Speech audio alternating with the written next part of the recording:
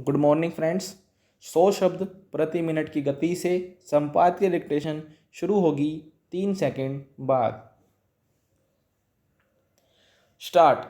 भारत के लोकतंत्र की शुरू से ही यह खूबसूरती रही है कि संविधान की बुनियाद पर रखी हुई जब इसकी प्रशासनिक प्रणाली का कोई भी अंग शिथिल पड़ने लगता है तो स्वतंत्र न्यायपालिका उसे अपने कर्तव्य का बोध कराते हुए पूरे तंत्र को न केवल दिशा निर्देश देती है बल्कि उसमें नई ऊर्जा भी भर देती है।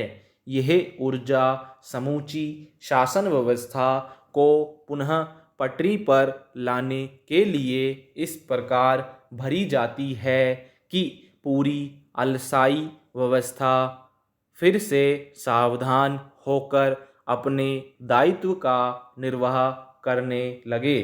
कोरोना संक्रमण काल में जिस तरह विभिन्न राज्य सरकारें अपने ऑक्सीजन आवंटन के लिए केंद्र से उलझ रही हैं और न्यायालयों की शरण में जा रही हैं, उसके मद्देनज़र देश के सर्वोच्च न्यायालय ने ऐसा फॉर्मूला इजाद किया जिससे किसी भी राज्य को उसके हिस्से की जायज़ ऑक्सीजन मिल सके। इसमें कोई दो राय नहीं हो सकती कि कोरोना के तेज रफ्तार कहर को देखते हुए पूरे देश में सरकारों के हाथ पैर फूल रहे हैं और वे इस पर काबू पाने के लिए इस तरह बेचैन हो रही है जिस तरह रेगिस्तान में पानी की तलाश में हिरण कुलाचे मारता है। मगर इसमें भी कोई दो राय नहीं हो सकती कि भारत में स्वास्थ्य क्षेत्र का विकास किसी लावारिस बच्चे की तरह ही किया गया है और हालत यह है कि इस पर हम अपने सकल उत्पाद का केवल 1% ही खर्च करते हैं। कोरोना की दूसरी लहर भारत के गांवों में प्रवेश कर चुकी है और हमारा ग्रामीण चिकित्सा तंत्र वीराने में बसी किसी झोपड़ी में जलते हुए दिए की तरह टिमटिमा रहा है। यह स्थिति तब है जब हमने भू से लेकर अंतरिक्ष के क्षेत्र तक में अपनी वैज्ञानिक तरक्की के झंडे गाड़ दिए हैं। देश की बढ़ती आबादी के अनुपात में हमने स्वास्थ्य सेवाओं में आधारभूत स्तर पर इजाफा नहीं किया, जिसकी वजह से पूरे देश में कोरोना की दूसरी लहर गांवों में दस्तक दे रही है। सर्वोच्च न्यायालय ने ऐसे संक्रमण काल में देश को दिशा दिखाने का काम करते हुए राष्ट्रीय स्तर पर कोरोना प्रतिरक्षा दल बनाने का आदेश दिया है, जिसमें विभिन्न क्षेत्रों के विशेषज्ञ शामिल होंगे जो केवल वैज्ञानिक आधार पर इस बीमारी से लोगों को बचाने के लिए अपनी सिफारिशें केंद्र सरकार को देंगे।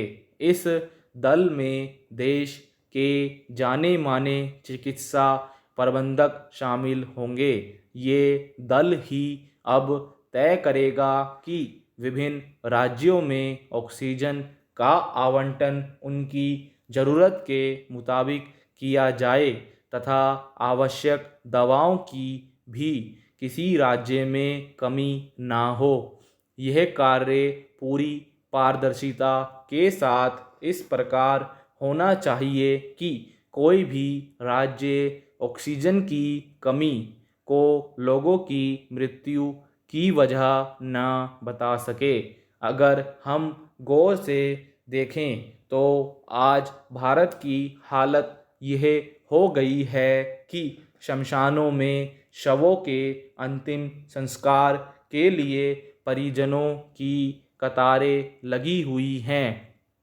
क्या कभी सोचा गया था कि किसी का अंतिम संस्कार करने के लिए भी प्रतीक्षा सूचियां जारी होंगी और कब्रिस्तानों में जमीन नहीं बचेगी। आज भारत के 26 करोड़ परिवारों में से कोई भी स्वयं को सुरक्षित नहीं समझ रहा है और सरकारें ऑक्सीजन के लिए न्यायालयों की शरण में जा रही हैं। सवाल यह पैदा होता है कि किसी भी राज्य सरकार को ऑक्सीजन के लिए गुहार क्यों लगानी पड़े, जबकि देश में इसका उत्पादन ज़रूरत से अधिक मात्रा में होता है।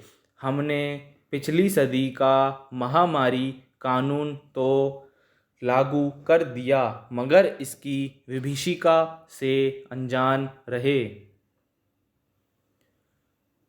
2005 का आपदा का प्रबंधन कानून भी लागू कर दिया मगर आपदा से निपटने के लिए राष्ट्रीय स्तर पर कोई कारगर प्रबंधन योजना ही तैयार नहीं की। ऑक्सीजन की कमी का जब शोर मचा तो हम एक दूसरे पर दोषारोपण करने में लग गए। अतः सर्वोच्च न्यायालय को यह आदेश देना पड़ा कि कोरोना प्रतिरक्षा दल का तुरंत गठन किया जाए। यदि दुनिया का सबसे प्रतिष्ठित मेडिकल जर्नल लैंसेट आज यह चेतावनी दे रहा कि आगामी 1 अगस्त तक भारत में कोरोना संकट के चलते 10 लाख व्यक्तियों की मृत्यु हो सकती है, तो हमें स्वयं से ही पूछना होगा कि आखिर हमारे प्रयासों में कहाँ और किस स्तर पर कमी है। अभी तक 2 लाख से ऊपर लोग तो मर ही चुके हैं। आज हालत यह है कि पूरे देश में 50,000 लोग कोरोना के चलते सघन चिकित्सा केंद्रों में पड़े हुए हैं, जबकि 14,500 से अधिक वेंटिलेटर पर हैं। इसके साथ 1,37,000 लोग ऑक्सीजन के सहारे जिंदा हैं।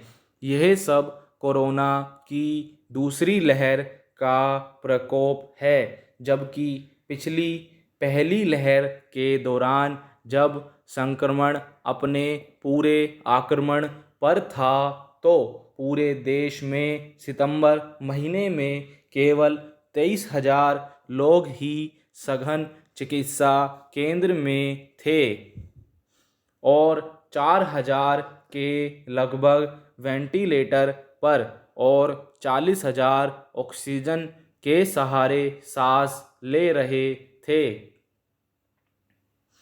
बेशक कोरोना की दूसरी लहर किसी तूफान की तरह आई है मगर इसकी आहट तो हमने विगत फरवरी महीने में महाराष्ट्र में ही सुन ली थी। यह सब बयान करता है कि हम वैज्ञानिक सोच से हटकर कोरोना प्रबंधन को किसी आपदा के निपट जाने के रूप में लेने लगे, जबकि ब्रिटेन में इसकी दूसरी लहर ने पूरी दुनिया को चेतावनी दे दी थी। अतः सर्वोच्च न्यायालय ने जिस प्रकार बीच में पड़कर कोरोना प्रतिरक्षा दल के गठन की सिफारिश की है वह भारत की वर्तमान सरकारी व्यवस्था को एक निश्चित दिशा देगी और तय करेगी कि आने वाले अगले 6 महीनों तक हम उसी प्रकार सजग और सचेत रहें जिस प्रकार सीमा पर कोई सैनिक रात दिन चौकन्ना रहकर देश की सीमाओं की सुरक्षा करता है। यह कार्य दल अगले 6 महीनों तक काम करेगा। स्टॉप। दोस्तों, पीडीएफ का लिंक आपको डिस्क्रिप्शन बॉक्स में मिल जाएगा। आप हमारे व्हाट्सएप ग्रुप और टेलीग्राम ग्रुप से जुड़कर भी पीडीएफ पा सकते हैं। अगर आपने हमारा चैनल अभी तक सब्सक्राइब नहीं करा है तो चैनल सब्सक्राइब कर लें और बेल आइकन प्रेस कर लें ताकि आने वाले वीडियो के नोटिफिकेशन आपको जल्द से जल्द मिल सके। धन्यवाद।